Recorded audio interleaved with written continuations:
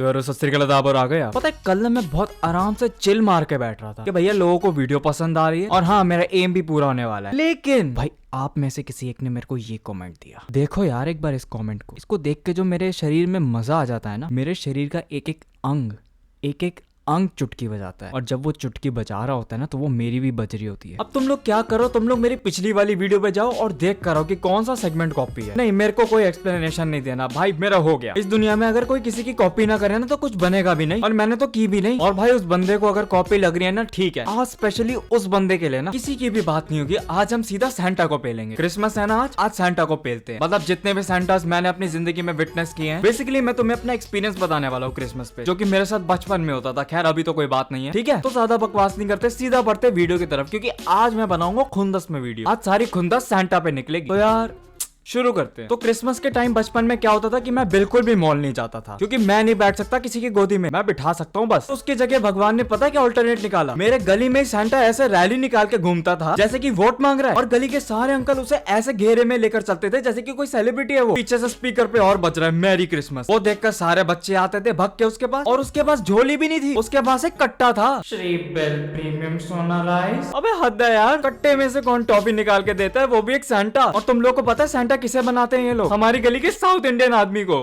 यार तुम्हें समझ आ रहा होगा कि मैं क्यों रो रहा हूँ। एक साउथ इंडियन आदमी को इन लोगों ने सैंटा बना दिया। मुझे पता है ब्लैक एंड व्हाइट एक बहुत अच्छा कॉम्बिनेशन है, लेकिन इतना नहीं। सोचो तुम्हारे सामने एक ब्लैक एंड व्हाइट इंसान चल के आ रहा है, तुम्हारी फट नहीं जाएगी। और तब मैं 12 साल का था और मेरे पापा पीछे से मुझे बोल रहे हैं जाओ बेटा टॉफी लेके आ। कैसे लाऊं, ये बंदा मुझे मार देगा। लेकिन मेरे पापा फिर भी मुझे कहते थे नहीं बेटा नहीं मारेगा, मैं हूँ ना पीछे खड़ा हूँ, तू जा लेकर आ टॉफी लेकर आ। पापा आप ले आओ ना, आपको चाहिए तो, मुझे नहीं खानी, वो भी इस बंदे से तो बिल्कुल नहीं खानी। और अगर मैं टॉफी लेने नहीं जाता था ना तो मेरे पास एक ऐसी लुक आती थी जिससे तुम में से कोई भी नहीं जीत सकता। वो एक यूनिवर्सल लुक है। अगर तुम्हारे माँ बाप ने तुम्हारी स्ट्रेट आंखों में देख लिया ना, तुम्हारी हार है। जाना पड़ता था मुझे उसके पास। अब ऐसा क्यों? क्योंकि भैया सारे बच्चे बिना डरे जा रहे, तो तू क्यों डर रहा है? तू भी जा। और बाय गॉड की कसम हमारे गली के बच्चे इतने हरामी है ना, यहाँ मैं डर रहा हूँ और मेरे ग्रुप के सारे बच्चे उसकी दाढ़ी खींच रहे हैं। और तब ये लोग दाढ़ी पे हल्का सा भी पैसा खर्च नहीं करते थे। बंदा अपने मुंह पे कॉटन चिपका के आया है। मुझे नहीं पता वो बंदा रात में घर जाकर अपनी बीवी को कैसे फेस करता है, या फिर उसकी बीवी पहले ही सो जाती होगी, क्योंकि एक हैवान आने वाला है जो अपने मुंह पे दाढ़ी वाली विग लगाने की जगह कॉटन बल के जाता है साला। अब हमारे घर के साइड में ना एक आंटी रहती थी, वो भी क्रिश्चियन थी। तो वो ना हमेशा क्रिसमस वाली रात को ना हमें केक देती थी वाइन वाला। अब सिर्फ हमें इसलिए देती थी क्योंकि हम उनके बच्चों को खिलाते थे अपने साथ। बेसिकली वो बच्चे नहीं होते जिनको कोई पूछता नहीं है। तो मैंने और मेरी बहन ने डिसाइड किया कि चलो इनको भी अपनी टीम में लिया जाए, साथ में खेलेंगे शाम को सब लोग। मैं और मेरी बहन इमोशनल टाइप के लोग हैं, तो आंटी आउट ऑफ प्यार हमें वो केक देती थी। और जब भी वो केक आता था मैं बहुत खुश होता था और वो केक में ज्यादा खाता था। भैया 12 साल के बच्चे को तुम बता रहे हो उस केक में वाइन है, तो वो तो बौखलाएगा ही ना। मैं वो केक खाकर अपने घर के कोने में शांति से बैठता था कि भाई नशे कब होंगे, नशे कब होंगे, नशा होता कैसा है। मुझे हुआ ही नहीं। मैंने एक बार मम्मी को पूछ लिया कि भाई मैंने वाइन वाला केक खाया, मुझे नशे क्यों नहीं हो रहे। मेरी मम्मी मुझे ऐसे देखती जैसे कि दुनिया का सबसे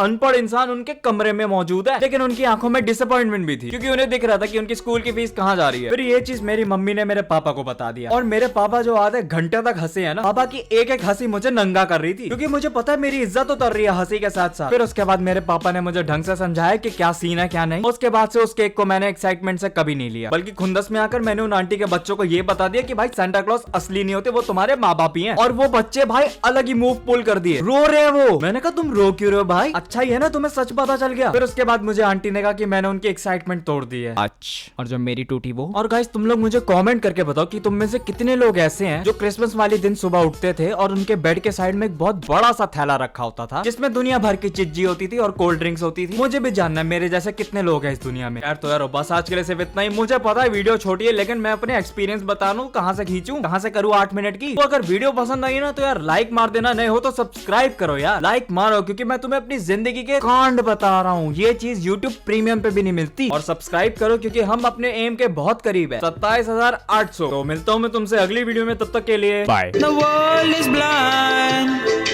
The world is blind. They can't see.